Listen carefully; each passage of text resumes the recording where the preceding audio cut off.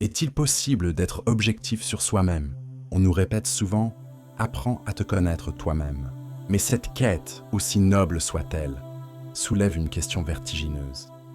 Est-il seulement possible d'être objectif sur soi-même? Car lorsque tu t'observes, ce n'est jamais un miroir neutre qui te renvoie ton image. C'est un miroir teinté de tes souvenirs, de tes blessures, de tes désirs. En te regardant, tu ne vois pas seulement qui tu es, tu vois ce que tu aimerais être, ou ce que tu redoutes d'être.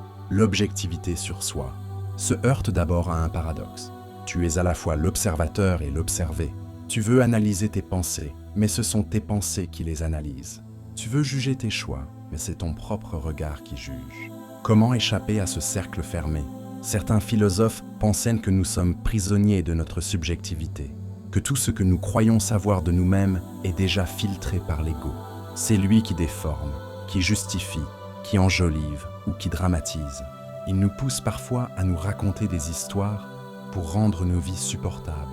Et pourtant, il serait trop simple de conclure que toute objectivité est impossible, car il existe des chemins pour se rapprocher d'un regard plus juste. Le premier, c'est l'introspection sincère. Non pas se juger avec dureté, mais s'interroger avec honnêteté. Pourquoi ai-je réagi ainsi? Était-ce vraiment de la générosité ou un besoin d'être apprécié? Était-ce de la colère ou de la peur? En posant ces questions, tu commences à gratter le vernis de l'ego. Le deuxième chemin, c'est le regard des autres. Parfois, ce que tu ne vois pas en toi-même, un ami, un proche ou même un critique bienveillant peut te le révéler. Bien sûr, leur regard est aussi subjectif, mais il offre une perspective différente qui complète la tienne. Le troisième chemin, enfin, c'est le temps.